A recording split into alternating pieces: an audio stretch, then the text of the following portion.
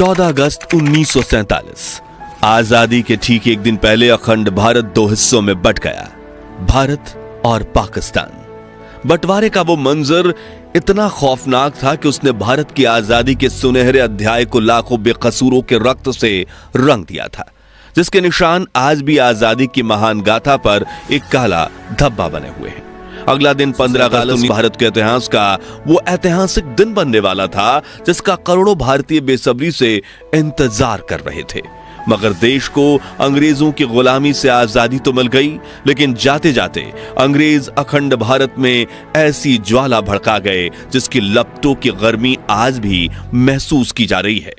जहां एक तरफ लाखों भारतीय आजादी का जश्न मनाने दिल्ली पहुंचे थे, जहां प्रिंसेस पार्क में पंडित जवाहरलाल नेहरू ने पहली बार आजाद भारत का तिरंगा फहराया, वहीं करोड़ों लोग बंटवारे के दर्द से कराह रहे थे। साथियों, आज के इस वीडियो में हम आपको भारत के इतिहास में 77 साल पीछे ले जाएंगे और आजाद भारत की कुछ ऐसी तस्वीरें दिखाएंगे जिन्हें देख आपके रोंगटे खड़े हो जाएंगे। लेकिन उससे पहले हमारी एक छोटी सी गुजारिश है कि हर भारतीय और पाकिस्तानी जनता इस वीडियो को पूरा जरूर देखे। अखंड भारत, जहां हर धर्म के लोग एक साथ मिलकर खुशी से रहा करते थे, जहां वर्ष 1857 में आजादी की लड़ाई हिंदू और मुस्लिम दोनों धर्म के क्रांतिकारी एक साथ मिलकर लड़ रहे थे, उसी देश की आवाम में अंग्रेजों ने अगले 90 सालों तक एक दूसरे के खिलाफ ऐसा जहर भर दिया कि हमेशा साथ रहने वाले लोग आजादी के दिन एक दूसरे के खून के प्यासे बन चुके थे। साथियों, आजादी के वक्त जब देश का बंटवारा हो रहा था, उस समय देश में बारिश का मौसम था। कई इलाकों में बहने वाली नदियां ओवरफ्लो हो चुकी थी। बाढ़ की वजह से किसानों की फसलें तबाह हो रही थी। देशवासियों को अपने ही देश में रहने का डर सता रहा था। एक तरफ लाखों हिंदू पाकिस्तान से भारत की तरफ पलायन कर रहे थे, तो दूसरी तरफ लाखों मुस्लिम भारत से पाकिस्तान की तरफ भाग रहे थे। इस वक्त स्क्रीन पर आप दिल्ली से लाहौर जाने वाली ट्रेन की रियल दुर्लभ वीडियो देख रहे हैं। लोग ट्रेनों की छतों पर बैठकर सफर करने में मजबूर थे और जिन्हें ट्रेन नहीं मिल रही थी, उनमें से कुछ लोग ट्रकों में बैठकर पलायन कर रहे थे, कुछ लोग बैलगाड़ियों का सहारा ले रहे थे, तो कुछ परिवार एक छोटी सी साइकिल पर अपना बचा कुचा सामान लादकर देश से दूसरे देश की तरफ दौड़े जा रहे थे। जहां एक तरफ करोड़ों लोगों के लिए आजादी किसी वरदान से कम नहीं थी, वहीं लाखों लोगों के लिए ये एक अभिशाप बन चुका था, क्योंकि अपना सब कुछ छोड़कर जान बचाते हुए दूसरे देश में भागना किसी काले सपने से कम नहीं है। हालांकि बंटवारे की यह दास्तां तो आजादी से कई साल पहले ही लिखी जा चुकी थी, क्योंकि अंग्रेजों ने देशवासियों में धर्म को लेकर ऐसा जहर भर दिया था जिससे कई पॉलिटिकल लीडर्स ने तो धर्म के बल पर ही अपनी पार्टीज बना ली थी। जैसे कि मुस्लिम लीग के चीफ मोहम्मद अली जिन्नाह ने आजादी से कई साल पहले ही ये जिद पकड़ ली कि हिंदुस्तान में रहने वाले मुस्लिमों को एक अलग मुल्क दिया जाए, और उनकी इस जिद ने हिंदुस्तान के भाईचारे पर ऐसी चोट मारी जिसके निशान आज भी देखने को मिलते हैं। इस वक्त आप स्क्रीन पर जिन तस्वीरों को देख रहे हैं वो उस वक्त की हैं जब मोहम्मद अली जिन्नाह ने पाकिस्तान के गवर्नर जनरल बनने की शपथ लेकर अपनी जिद पूरी की थी और भारत से ही एक अलग मुल्क खड़ा कर दिया था, जिसके बाद वो अपनी पसंदीदा कुर्सी पर विराजमान हुए थे।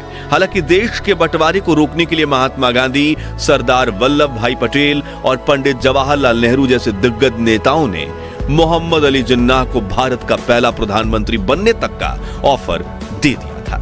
कई इतिहासकार बताते हैं कि बंटवारे की खबर से पंडित जी को काफी बड़ा झटका लगा था। जी हां, 14 अगस्त की शाम को जब जवाहरलाल नेहरू, इंदिरा गांधी और पद्मा नायडू के साथ अपने घर पर बैठे थे और आजादी के भाषण को तैयार किया जा रहा था, तभी अचानक से उनकी फोन की घंटी बजी और फोन उठते ही नेहरू ने जो खबर सुना, उसके बाद उनका चेहरा लाल पड़ गया, आंखों में आंसू आ गए और शरीर में सिहरन पैदा होने लगी, क्योंकि लाहौर के नए प्रशासन ने हिंदू और सिखों के इलाकों की पानी की सप्लाई काट दी थी, जिससे लोग प्यास से तड़प रहे थे और जो पानी के लिए अपने घरों से बाहर निकल रहे थे उसे उसी वक्त मार दिया जाता था।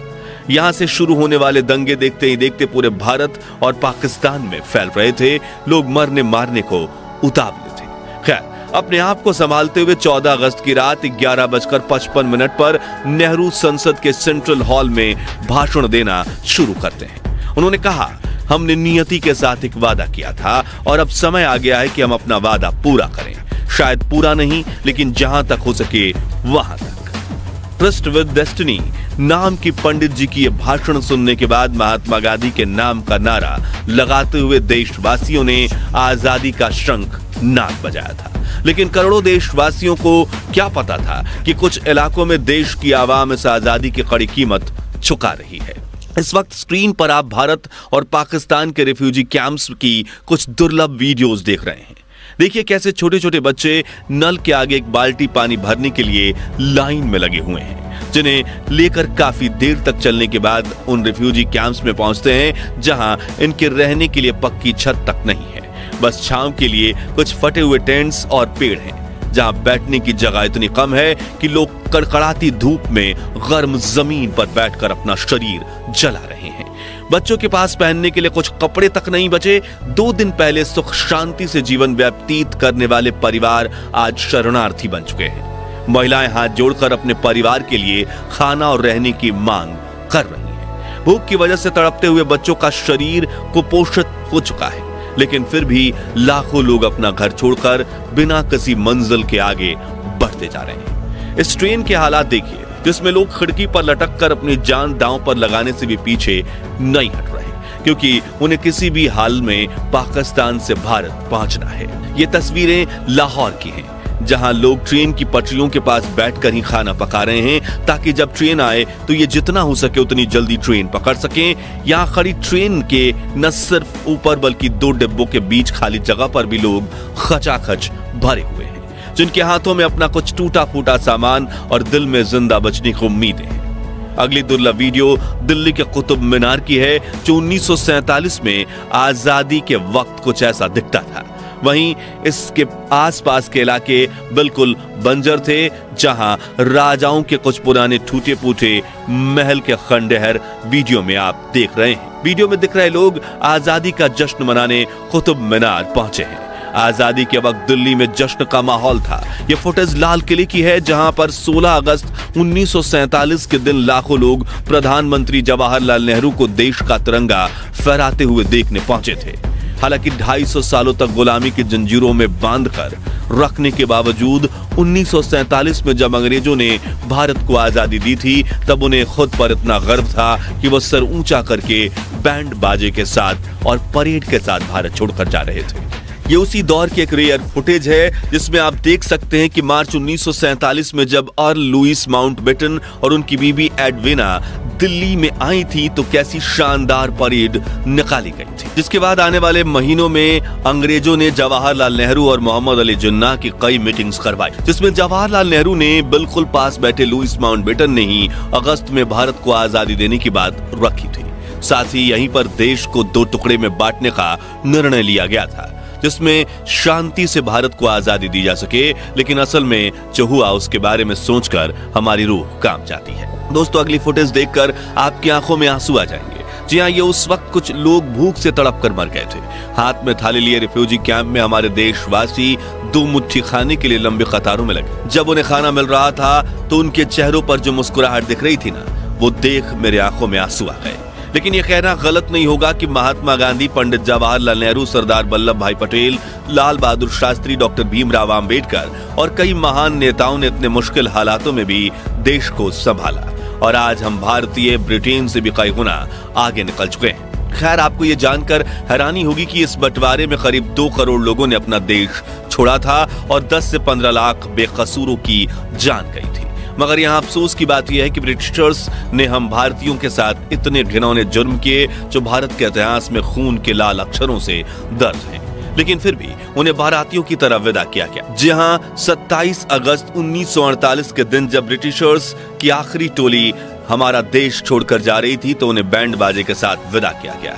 देखिए कैसे ये अंग्रेजों की आखिरी टुकड़ी मुंबई से अपनी बोट में सवार होकर ब्रिटेन का तिरंगा लहराते हुए शान से जा रहे हैं।